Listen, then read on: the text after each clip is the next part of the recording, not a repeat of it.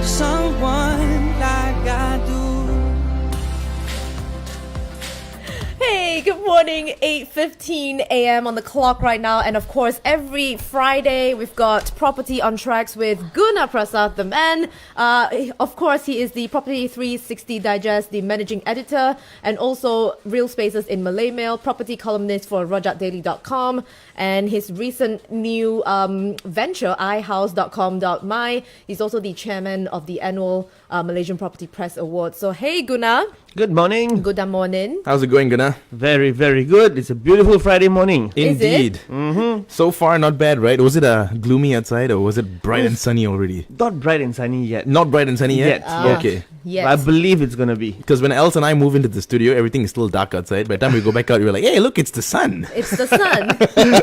Well, at Exactly. least you have that. Some people have it The other come way to work- around. They come to work in the dark and they go back yeah. in the dark as Yeah. well. Dark, yeah. That is also true. That would be sad. Well, if you ever want to catch Guna on any of his social media sites, you can check him out on Facebook at Property 360 Digest, Twitter at Guna Prasad 3, LinkedIn at Guna Prasad Bupalan, Instagram at Property 360 Digest, and also on YouTube at MJ Communications. Right. So, Guna, what are we talking about today?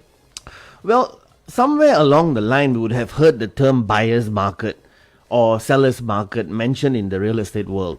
Many of us just brush off the term as pure confusion that they rather not get into, confusion they don't want to get into, or we act like we know what we're talking about, what the person is talking about, right. and we just keep quiet about it.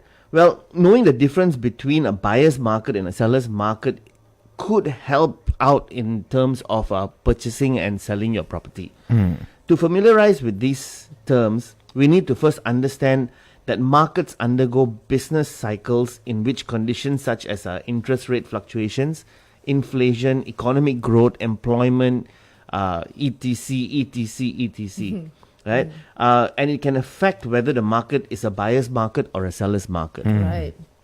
Any customer or seller in a market should be aware of whether the market is a buyer's market or a seller's market, as this can greatly affect profits, the benefits to each party, and the level of control he or she has over the market. Right. So, shall we get into what a buyer's market actually is? A buyer's market is a market in which the supply is higher than the demand. Right? For example, in the real estate industry, a buyer's market would signify a market in which more sellers are putting up their houses for sale. However, as the number of seller and houses put up for sale increases, the demand for the houses falls. This means that the seller that then has to sell to the buyer at prices and conditions that are acceptable to the buyer. Quite confusing, right? Yeah. Yeah. Can Basically, a buyer's market, in a nutshell, right? A buyer's market is when the buyer has a hand over the seller. You mean to say that it's a buyer's market, meaning to say that the seller right now has got to Bring his prices down to meet he has got to meet the needs and wants of the buyer. Right. Right. Okay. So, who has the upper hand? The buyer has The buyer, upper hand. right? Right, Yeah, the okay. buyer has the upper hand in the buyer's market. Okay. All right. But it also depends, right? Now, let me give you an example. Yeah. Yes. Off tax here, right? Now, a buyer's market may be good for a seller. Okay. Right? Sorry, may be good for a buyer.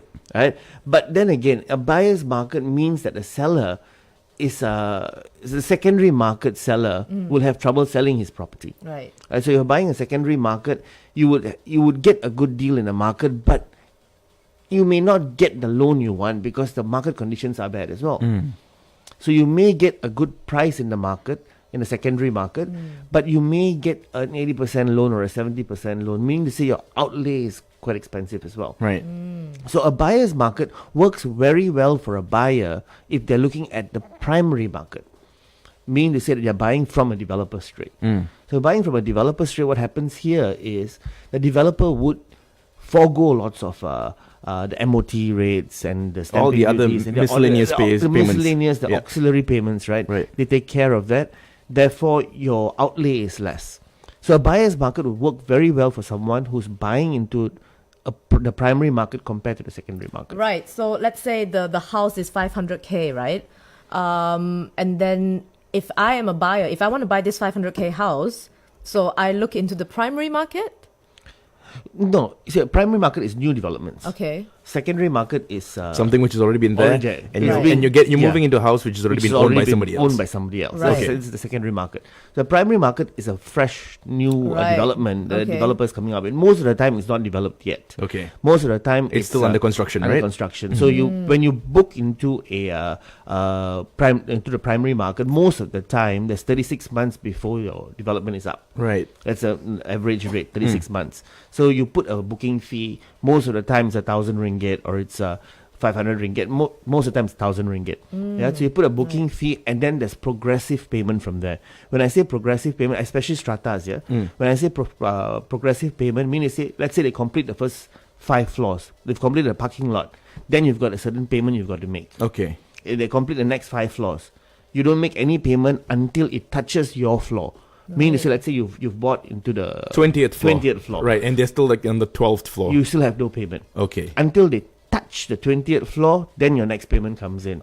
They put the door frame in, your next payment comes in. That's progressive So payment. as they're actually building your unit, that's when you That's when pump in you the money. pump in the money. Okay. So most of the time, you don't touch. You only put that booking fee, and you are free of payment till probably the next year or year and a half. Okay. So you can gather your finances in order as well. Right. That's most of the time. So that's why it works good for the in a buyer's Buyer, market. yeah, right, okay. You know, so it works good for the buyer. But if you look at the secondary market, it's different because it's already built. Yep. Therefore, when you purchase it, you have to come up with your sums. You get a loan. The loan takes care of the rest of the payment, but the amount that the loan has not taken care of, you have to come up with the cash. Exactly, because it's not progressively going It's through, not right? progressive going through. So you have to let's say give you an example. Mathematically, let's just give you an example. 500,000 ringgit home, right? Secondary market. If you get a 90% loan, which is unlikely in today's conditions, but if you get a 90% loan, you can come up with 50,000 ringgit. Yep. But if you get an 80% loan, you can come up with 100,000 ringgit. If you get a 70% loan, It gets, yeah.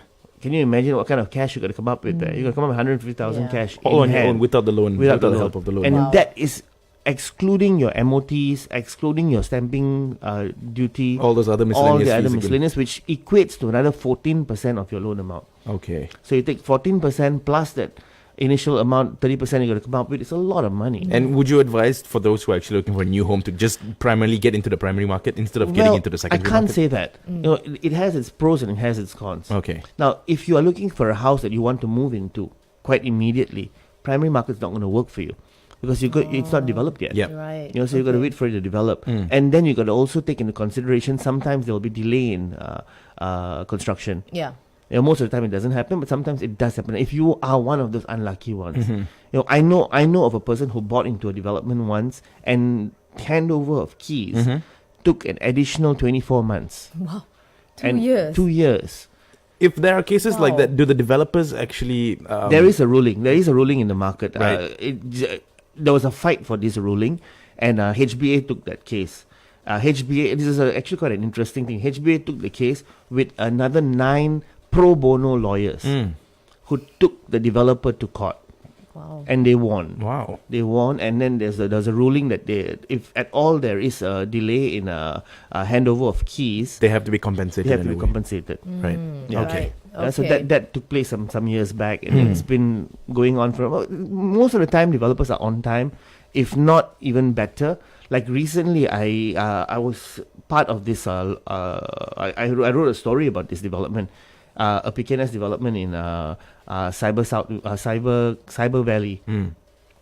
It was constructed by Gamuda IBS. Now, Gamuda IBS is one of the only contractors in Malaysia that uses digital IBS. Now, digital IBS basically, it's like Lego blocks. Right. It's like Lego blocks. Unlike your traditional construction, right? It's like Lego blocks where they bring the blocks in and they They build- stack it up, yep, they yep. build it up. So their development is projected to come out 12 months before the initial actual due date. date, the actual okay, given right. date. Okay. And they proved it with their first development. They gave the keys 12 months Earlier. In earlier advance. in advance, and Wow. with good quality as well. Nice. You know, so it's not stinging on quality, not stinging on anything else. Right. And because it's 12 months earlier, their construction cost has also come down by 12 months. This is a lot Yep. of money. Yeah. Yep. Therefore, it equated back into the price of the home. So they're selling homes below the affordable range. Yeah, because they don't actually have to make it up for that cost price Exactly. for the delayed time, Yeah, right? so this digital IBS is a very good thing. In fact, I'm writing more stories about it. So check out the website. There'll be more stories about it. And I think it is the way to address the affordable issue that we have. We've been debating this affordable issue for the past, God knows, 20 years. Right. And it's about time something takes place. And Gamuda IBS is doing it. So I'm quite proud of that. And I hope that it picks on with other developers as well. Right. Yeah. Okay. So that's basically a buyer's market. Yeah. Now, what's a seller's market? A seller's market, on the other hand, is beneficial to the seller as the demand is higher than supply. It's all about demand and supply here. It's your basic economic A to Z. Yeah? Yeah. When the demand is higher than supply, sellers have more control over the prices that are set and the conditions under which the sale is made. Right? In a seller's market, the seller sells their assets, goods or services to a buyer who pays the highest price.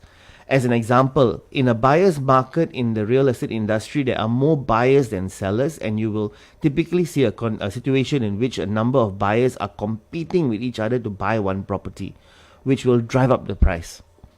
Since demand is high and supply is low, buyers are forced to meet the seller's price and conditions if they want to purchase the seller's assets, products or services. So basically it's like a bidding process. Yeah, Right? so because now there are limited houses, so buyers have to actually meet the seller's demands, right? Correct. Right. Yeah. Okay. So if I was going to sell my house at 500,000 ringgit, and I've got 10 buyers who want to buy my house, the smartest thing for me to do is say, okay, give me your best price. Yeah, so it's like auction, like bidding. Yeah, bidding. Yeah. So this person A might turn around and say, okay, I pay 520. Person B might turn around and say, no, I want it, I'll probably pay 550. So it goes up. Right. So it's a seller's market. Right, okay. Yeah. So that's what a seller's market's all about. A seller's market has its pros and its cons for the seller. Yeah, because again, a seller's market you can demand, but then again, loans. Could the person you can push your price? Let's say 10 people, and you happen instead of 500,000, which you were initially wanting to sell your house at, you manage to get 650,000. Let's say, yeah. In an ideal world, that may happen. 650,000. Now, at 650,000, your market value may only be at 500,000. Therefore, when the bank does its evaluation on the home, the borrower, who is the buyer, may not be able to get the loan he wants to buy your house. So if he gets, and let's say again, back to that 80% loan. So 500,000, he's got to already come up with 100,000 down payment On his own. Right. Plus, you're selling it at 650,000. So he needs to come up with an extra. Another 150,000. So is he going to be able to afford that? Yeah. Maybe not. So a seller's market may work for the seller at market rates. You could hike up the price as high as you want, and you may even come to an agreement with it. But it depends if the bank can actually give you that much of a loan. Which most likely they would not. Okay. There's no reason for the bank to give a higher loan compared to the market value of the property. Unless that person can fork out the money on their own lah. Exactly. Right. Now, going back to that again, yeah, why would a bank not give you higher amount than the market value? Simply because you're taking a loan for 30 years. Right? Let's say you stretch it out to 30 years. Now, can the bank guarantee your payment every month for 30 years? Can you guarantee that? Are you putting a collateral on it? You're not. Yeah. You're taking a loan. Complete. Now, if something does happen and you can't pay your mortgages, the bank has got to foreclose your house. Yep. Now, when they foreclose your house, they're going to put it up for auction.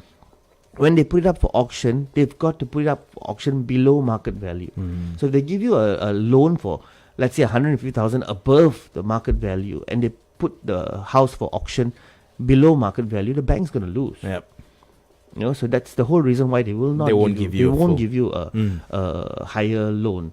Maybe a little bit higher here and there. We never know. The house is renovated and this and that. Right. But it won't go up too much as well. So would you suggest to home sellers who are planning to sell their homes to not hike the price up completely and just keep it somewhere in between the market price? Be reasonable. Okay. Be reasonable. If you are ready to sell your house and you see the market value, let's say your market value is at 500,000, and let's say you've done renovation work for another 100,000 on your home.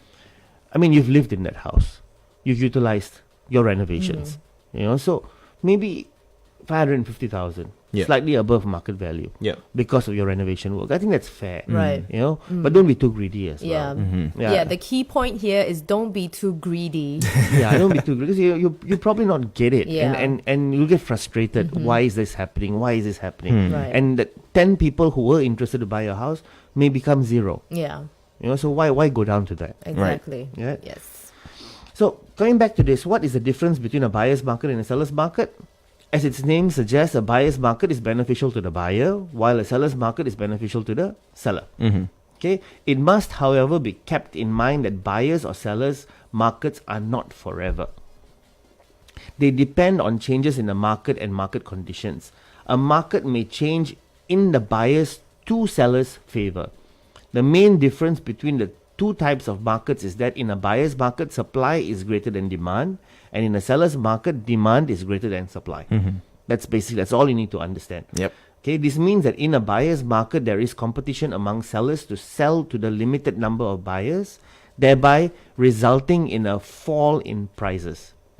In a seller's market, there is a competition amongst the buyers, thereby driving up prices. Basic Right. economics. Yeah, Okay. that's basically what it's all about. Now, how to determine if it's a buyer's market or a seller's market? The real estate market goes up and down depending on the season. All right, based on personal observation. Yeah, don't quote me on this. There are usually a lot more homes for sale in Q2 and Q3 rather than any other time of the year. Right. So that's after what? After March. Yeah. Q2, right? Q2 and Q3, you'll see a lot of properties out there. That means that it could be a seller's market in Q1 and Q4, but a buyer's market in Q2 and Q3. All right. One way to determine if it's a buyer's market or a seller's market is to look at inventory or the number of homes for sale. If inventory is low, it is most likely a seller's market. All right. And where do you get your inventory? Google. Dr. Google gives you the answer for almost everything. Go Right. onto the sites, all the websites out there, the listing sites. Right. When you go onto the listing sites, I won't mention names, but you go onto the listing sites, you will see that the inventory, how many properties are out there. Has the property been Right. there for a long time? Has the property been there for a short period? It's basically a background check on the whole property, Yeah, it's right? it's the research. You have Right. to do your research. Right. Yeah. We also have to understand that the Malaysian property market isn't like many other countries because we live in a homogeneous market. We face market trends across the country, unlike some other non-homogeneous market countries, where different states and regions are likely to experience some major differences. So while one state might be a seller's market at the moment, another one might just be a buyer's market. Very confusing in other countries. But Malaysia, it's not like that. It's basically one stop all. Right. Okay. Yeah. So if you are facing a buyer's market, you're probably facing a buyer's market across the country. If it's a seller's market, you're probably facing a seller's market across the country. All right? Buying and selling in different types of markets. A local real estate agent will be able to come up with a strategy for getting the best deal, whether it's a buyer's market or a seller's market. Right? If you're selling, they'll know how high of a price to ask for. And if you're buying, they'll know what you need to offer in order to compete with the other potential home buyers. Or sway the homeowner to accept a lower price. Okay? Working with an agent you trust, who won't push you beyond what you're comfortable offering or rush you into a bad decision, is key to coming out ahead. So find a good agent, basically. Find a good agent. Right. Find a genuine agent. I've made mention there are companies like Knight Frank, Remax Malaysia, Zareen Properties, Hartamas Realty. These are all good agents. Look for them.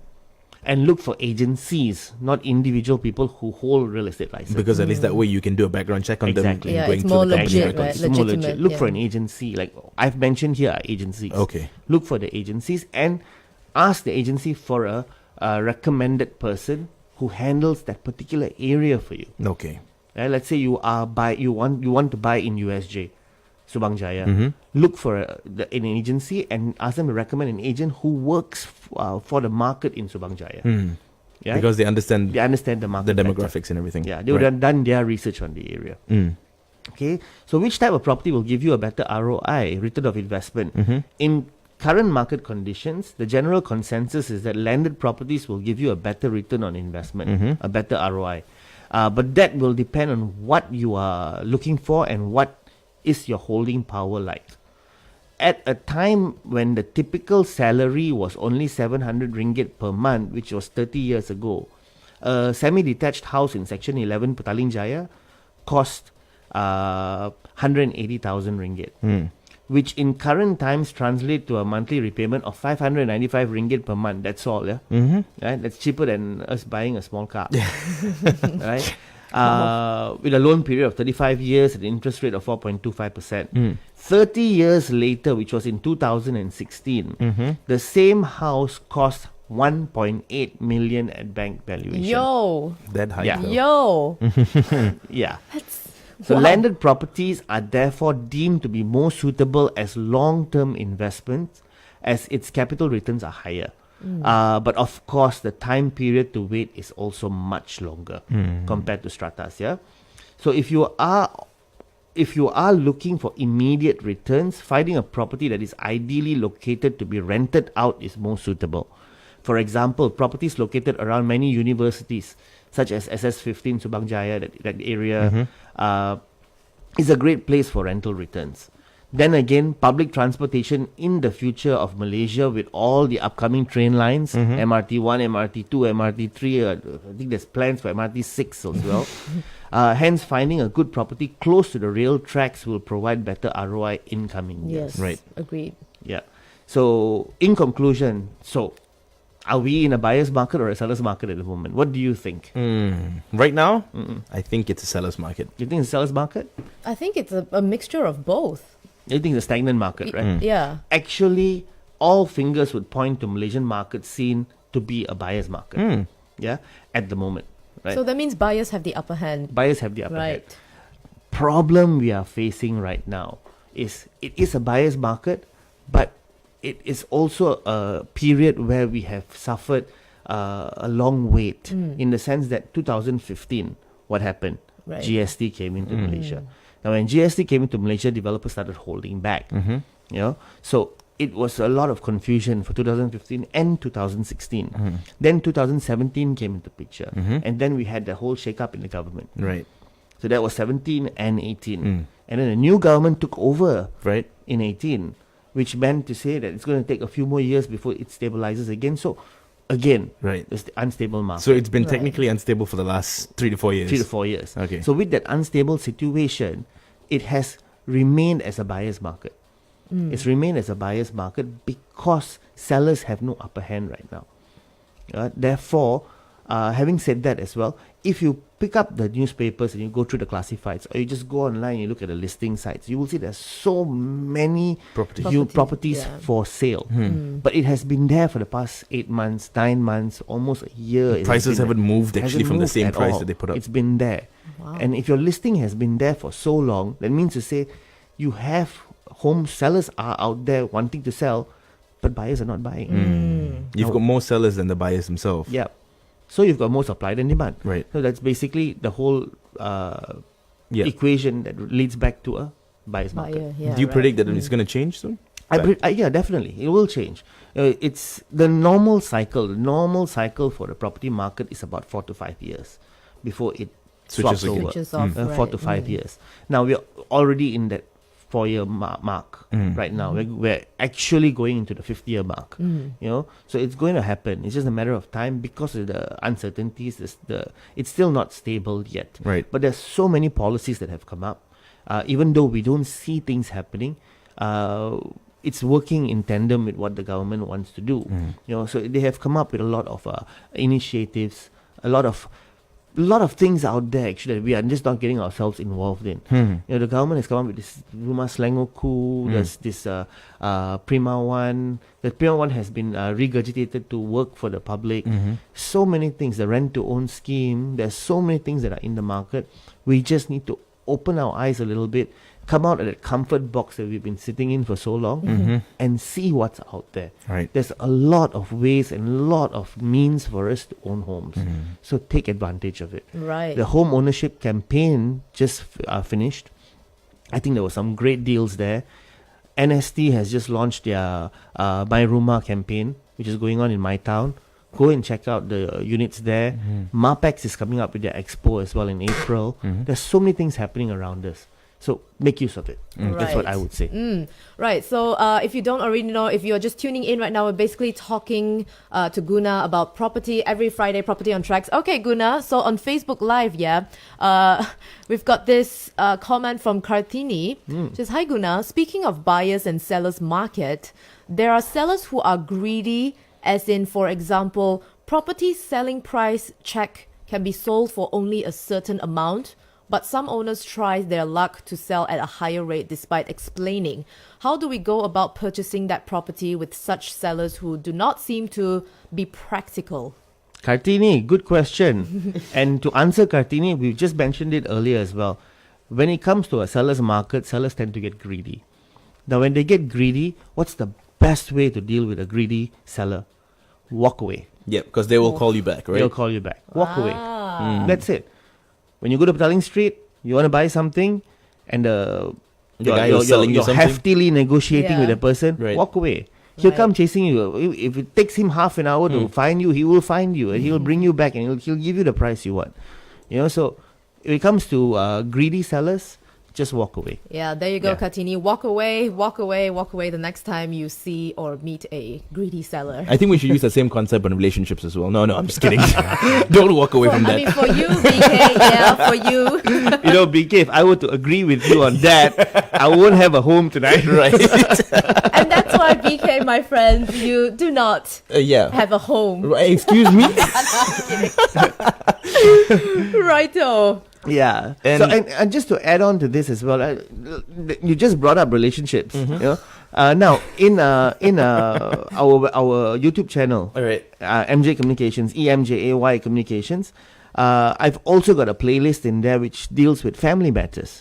So we talk about family matters. We've got a few videos running there as well. Go and check it out. Okay. A relationship is not an easy task to deal with, but it takes two hands to clap. Correct. And you need both hands to survive the whole journey you have ahead of you. Yep. Yeah, so Wow. Yep. I mean, I love how both of you guys compare buying houses to actually having a relationship. I mean, if you include a No, household, it includes a house no. of people let living me in it, ask right? you something. Right, think about You it. buy a house, You've got people living in you're it. taking you're making a commitment for the next 30 to 35 years of your life. You get married, you're making a commitment for the rest of your life. Right? So it's a commitment on both ends. It's an asset on both ends. Except I the commitment see. to the house is a bit shorter. lah. And that's why, BK, you will never have a girlfriend. Right. Oh, no, I'm just kidding. Great. It was a pleasure having me here today. Yes, it has been a pleasure having talking here. about house and relationships. Yeah. Anyway, yes, if you are just tuning in, basically every Friday we've got Property on Track. So if you have any questions for Guna regarding property or anything like that, you can contact him via Property 360 Digest, or you can just leave a comment on Facebook Live right now. Yep. Yeah, Speaking of Facebook Live as well, if you missed out on today's topic, it was what is buyer's market and what is also a seller's market. You can catch it again with the hashtag TraxxFM, or find us at TraxxFM official. Lovely. Videos up there. Right. Lovely. So And do subscribe to the YouTube channel, EMJAY Communications. Right. There you Subscribe, go. it's free. Just subscribe. All the deets are there. there you go. Right. Thank you very much, Guna. See you again next Friday. Yeah. Thank have you a good so weekend. much, and a good weekend to everyone.